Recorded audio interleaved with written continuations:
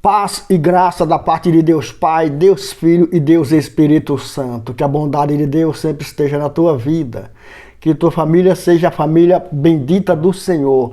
E que teus passos sejam calçados, os teus pés sejam calçados pelo sapato da verdade. Nesse dia maravilhoso e glorioso, porque diante de Deus, irmão, não tem nenhum dia triste. Diante de Deus não tem nenhum dia entristecido, não tem nenhum dia nas trevas. Eu, você, nós podemos passar por situações de tribulações que nos entristecem, mas saiba, na hora que Jesus chegar na tua vida e tu passar, crer na sua palavra e obedecer, acabou as trevas.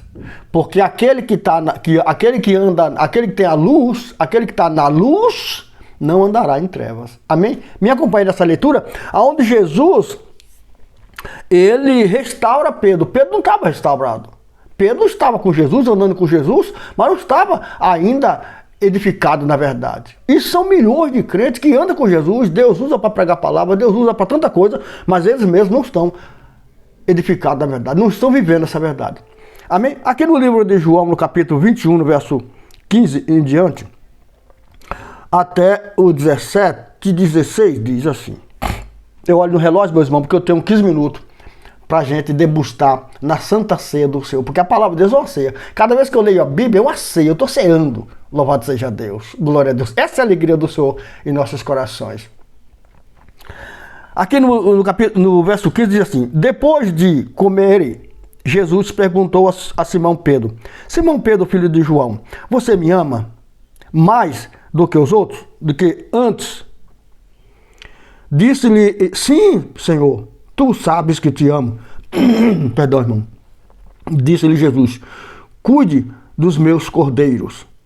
Novamente Jesus perguntou: Simão, filho de João, você me ama? Ele respondeu: sim, Senhor, tu sabes que te amo. Disse Jesus: pastorei as minhas ovelhas.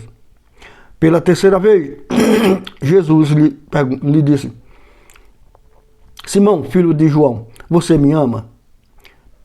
Pedro ficou magoado por Jesus lhe ter perguntado pela terceira vez: você me ama? E ele disse: Senhor, tu sabes todas as coisas e sabes que te amo. Disse-lhe Jesus: cuide das minhas ovelhas. Amém, amém e amém. A pressa é inimiga da perfeição. Ninguém que anda com pressa, até mesmo diante de Deus, aí é que você não tem que ter pressa. Quando você está na presença de Deus, você não tem que ter pressa. A igreja precisa mudar o seu conceito de compreensão.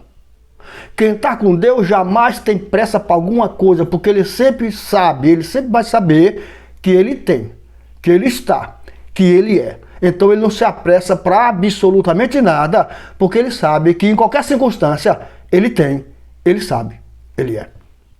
O que Jesus disse para Pedro é algo que ele quis dizer para nós hoje. Porque Jesus sabia que não estava naquela condição. E também Jesus sabia que Pedro estava andando com ele. Mas havia dentro de Pedro um questionamento. Havia dentro de Pedro um interesse ainda não descoberto por Pedro. Mas Jesus sabia que Pedro não estava totalmente liberto. Pedro não tinha interesse em amar, em cuidar das ovelhas. E por que não tinha? Porque ainda existia em Pedro um vínculo com o passado, a irritação. Porque às vezes, irmão, nós estamos servindo a Deus numa rapidez, numa aceleração, num aceleramento tão grande que nós não temos tempo para cuidar dos que choram, dos necessitados. Uma família que dá muita dor de cabeça para o pastor, muitas das vezes é atendida a primeira vez, segunda vez, terceira vez, depois, não dá, esse povo está com um problema, deixa para lá. Não pode, irmão. Quanto maior for o problema, maior é a vitória, irmão. Se eu sou servo de Deus, eu carrego esse Deus dentro de mim. Esta consciência nítida, clara, está dentro de mim. A minha mente é luz e eu nunca vou ser derrotado. Nunca. Coloque na tua mente isso. Nenhum homem de Deus é derrotado em circunstância nenhuma. Aprende, igreja. Nenhum homem de Deus pode ser derrotado por qualquer circunstância. Nenhum homem de Deus. A última palavra será sempre de Deus. E se o homem é de Deus e Deus está no homem, a última palavra é do homem de Deus. Não caia em balela, não caia em pregações maravilhosas, perambulante ou merambulante, como seja, que te tire da verdade. Porque se você está edificado da verdade, a última palavra será sempre a sua. O que Deus faz com Pedro é dar discernimento a ele do propósito, do objetivo, que Pedro ainda não tinha. Tem que cuidar. Estude a palavra cuidar. Se é difícil compreender na leitura da palavra, vai cuidar. O que significa cuidar? Porque hoje nós perdemos a essência. A igreja de Jesus não é excelente. Ela não tem a essência, ela não tem a identidade de Cristo. Se tem, perdeu. E se perdeu, não quer buscar de novo. Porque cuidar significa dizer, acima de qualquer coisa, amar. E quem ama, cuida, zela, prioriza. Não corra atrás de plano B. Não é que eu não preciso do plano B. Todos nós precisamos do plano B. Mas nós não colocamos em primeiro lugar o plano B. Em primeiro lugar está o plano A, que é o Senhor Jesus. Que é o Senhor da vida, Ele é a vida, Ele tem que entrar nas ovelhinhas que hoje estão, muitas das vezes, irmão, alegre, apenas alegre. Tem entendimento, Pedro tinha entendimento de que Deus é o Senhor. Pedro tinha entendimento que Jesus sabia que ele amava a Deus, como diferente dos outros, mais do que os outros. Pedro sabe que eu te amo. Estou contigo, estou ali, estou ouvindo, só sabe que eu te amo. Mas o que Pedro não sabia é que havia dentro de Pedro um vínculo com o passado, aquele vínculo de relaxamento, aquele vínculo de costumes, de tradições, aquele vínculo que trazia para a pessoa o ego acima de tudo. Um cristão que serve a Deus, irmão, ele não pode priorizar suas vontades, ele não pode priorizar o seu querer, ele não pode priorizar aquilo que lhe faz bem, ele não pode pôr aquilo que lhe faz bem na frente dos seus deveres espirituais, pois tudo está para a humanidade no campo celestial em Cristo Jesus. Eu não posso sair fora do propósito nunca da mensagem. Deus precisou corrigir Pedro, porque ainda havia em Pedro um vínculo com o passado, ou seja, com o seu ego. E ele está servindo a Deus, ele está acompanhando Jesus, ele está andando com Deus, mas ainda preso em si mesmo. E quando o homem de Deus, quando a mulher de Deus está preso ainda no passado, na sua vontade, ele não vai conseguir amar as ovelhinhas como convém. Ele não vai. Você vê pregações maravilhosas, os homens de Deus, nossa, que uma pregação, sabe o quê? Estudaram para pregar bonito, mas dentro de si, eles estão vinculados ainda com o passado, com a teoria da terra. Nada contra, afinal eu estou andando aqui na terra. Mas, se existe alguma coisa que o homem liberto tem, é a santidade de Cristo, é o querer de Deus, é o QI do Todo-Poderoso, o QI do Filho, a marca santa do Pai, a verdade eterna. O Santo Espírito da verdade coloca as palavras na boca do homem de Deus, de forma que qualquer palavra que sair da boca do homem de Deus é lei para se cumprir. Então creia no Filho de Deus, creia nesse Jesus que na cruz se entregou por você. Esse Jesus que veio para libertar o homem do seu ego, o homem inflamado, o homem nervoso, maravilhoso, que lutava para trazer o pão para dentro de casa com a garra tão maravilhosa e grande, mas era um homem, era de baixo, a virtude era de baixo.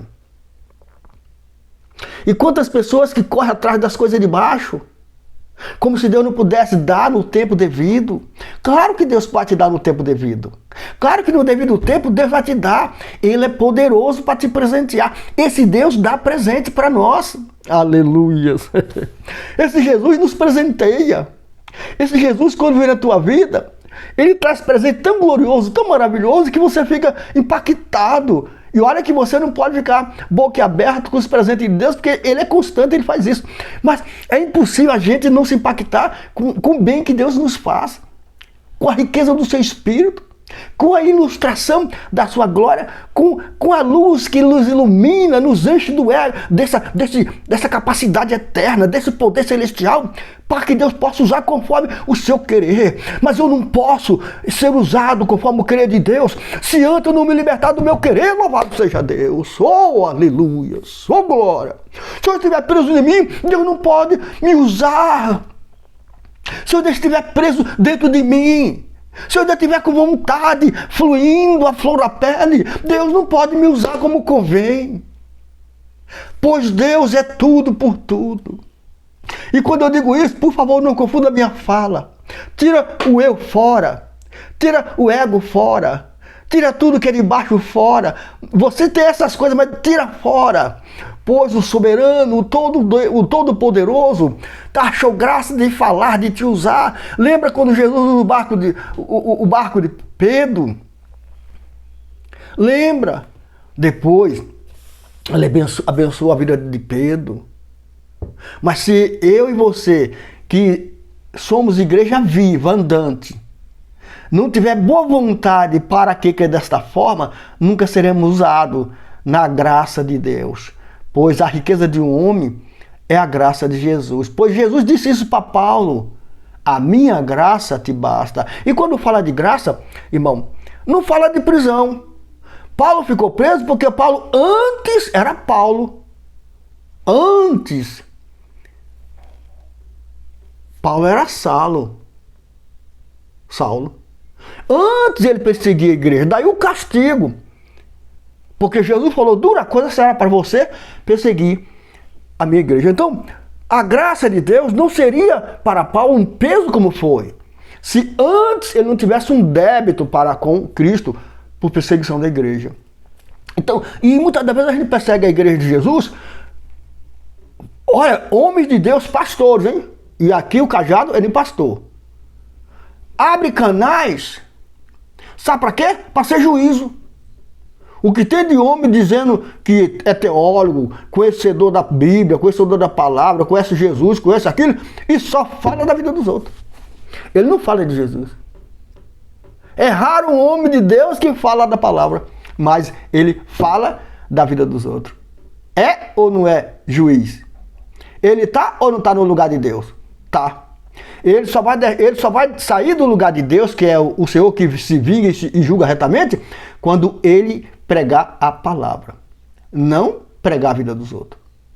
Irmãos, por favor, quem fala para vocês não tem teologia não. Não tem nenhum conhecimento teórico e não faço questão disso. Mas quem fala com vocês está na presença de Deus. Não é que eu conheço só Deus, não é só que eu conheço Deus, eu estou na presença dele.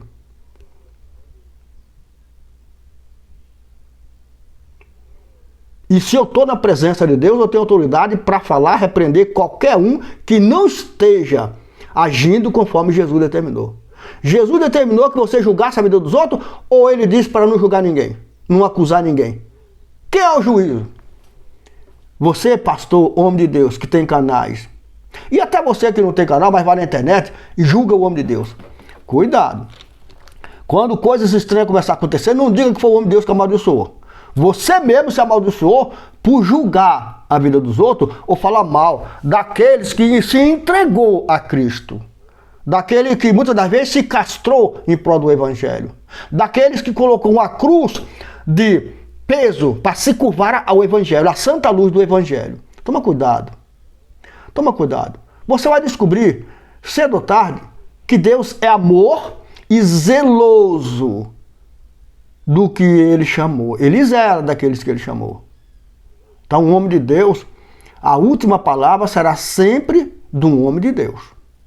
Veja bem, um homem que está na presença de Deus, sendo usado por Deus, a última palavra será sempre a dele. Amém? Então, pare de falar mal de homem de Deus. Em nome de Jesus, marra uma pedra na tua língua. É melhor que tu não fale do que falar mal de um homem, de um ungido. Não toca não, irmão. Não toca não. Certamente você será julgado. Pai, abençoa meus irmãos. todos esses da internet, dos que não tem canal. Abençoa suas vidas. Dá humildade, simplicidade. Um desejo de te servir e te conhecer de verdade, para que eles possam ser testemunho da tua vida e não da vida dos outros.